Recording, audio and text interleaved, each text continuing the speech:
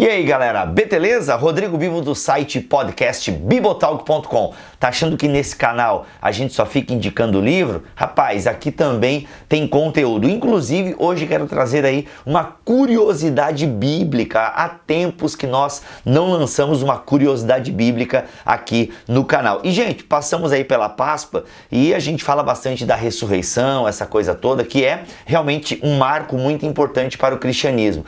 Mas tem uma passagem em Mateus, que inclusive só Mateus relata isso, e às vezes a gente fica meio confuso com ela. Ela é realmente uma passagem confusa, os comentaristas não têm unanimidade em relação a ela, mas lendo alguns comentários bíblicos, né, tanto, o que me ajudou nessa pesquisa aqui, de certa forma, o Gordon Fee, em Paulo, o Espírito e o Povo de Deus, me deu algumas luzes sobre isso.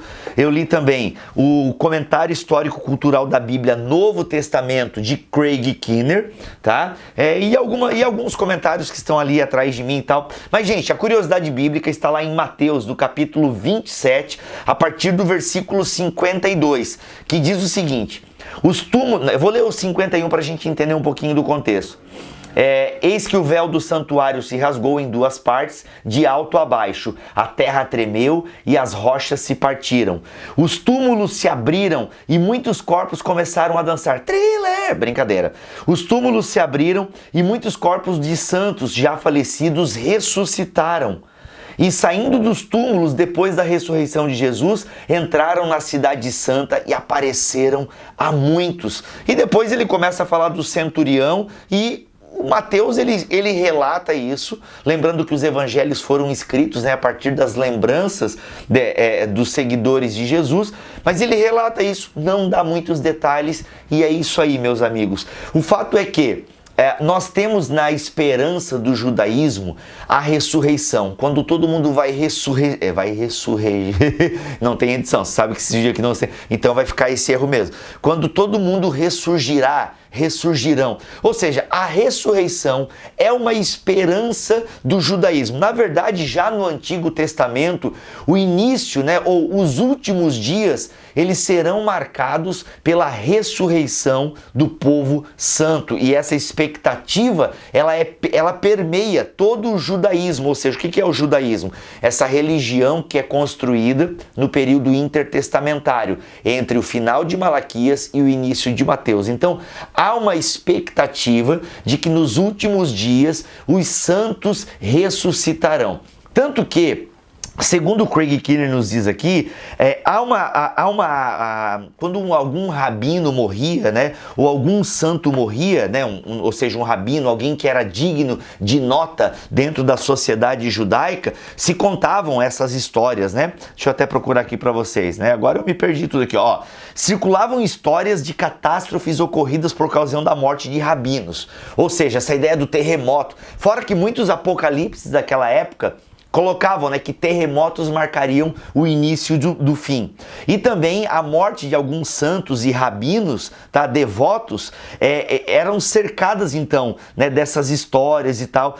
Inclusive alguns filósofos aplicavam também a morte de alguns historiadores, né, aplicavam essas histórias assim assombrosas quando algum filósofo ou pensador também morria. Então esses eventos certamente teriam comunicado com clareza a importância de Jesus ao observador ou leitor antigo. Ou seja, o fato da morte de Jesus ter esse tremor, né? Inclusive o véu do templo se rasga. Geralmente nós olhamos para esse episódio do véu do templo se rasgando e a gente diz, né? O véu do templo se rasgou e hoje eu posso entrar no Santo dos Santos, venho adorar.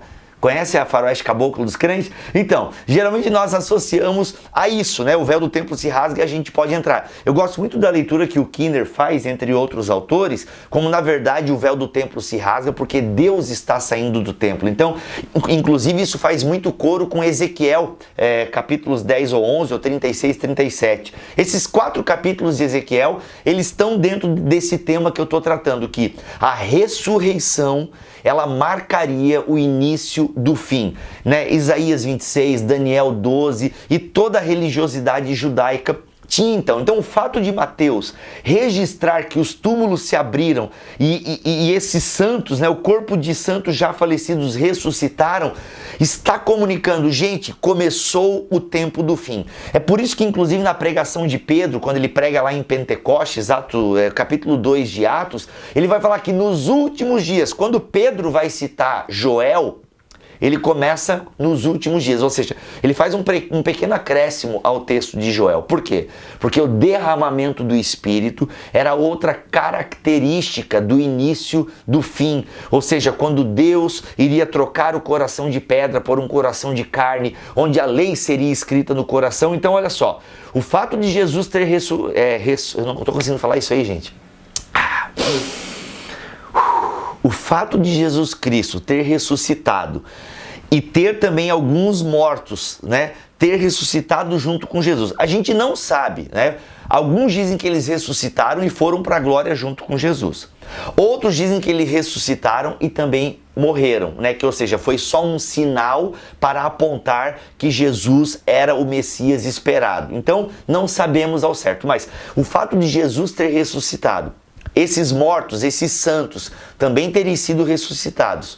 O fato do Espírito ter sido entregue à igreja era uma marca muito clara para o judeu daquele tempo de que o início do fim estava presente. Obviamente que a teologia cristã, depois desenvolvida por Paulo, vai dizer que o Espírito é o selo da promessa, né? Os primeiros frutos, essa garantia. Ou seja, o Espírito vai garantir a nossa ressurreição. Então a ressurreição é essa grande marca, essa grande característica do tempo do fim. A ressurreição de Jesus Cristo e consequentemente a certeza da nossa ressurreição, ela nos diz que o reino de Deus já chegou. Por quê? Porque inclusive mortos ressuscitaram, mas nós sabemos que ainda não, porque nós ainda vivemos nesse mundo, nós ainda passamos por muitas dificuldades, o nosso corpo adoece, o nosso corpo morre, mas nós temos certeza da ressurreição. Entenderam então essa curiosidade bíblica, galera? Olha só, é uma explicação que é respaldada por alguns comentaristas. Então, quando a gente lê Mateus 27 a partir do 52, né,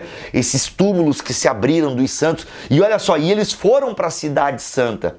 Provavelmente, aqui agora a gente entra, né, na especulação, anunciaram, gente, ei, lembram de mim? Eu que era um cara aqui notório de sabedoria, era considerado por vocês um santo nessa comunidade, eu ressuscitei. O que está acontecendo em Jerusalém?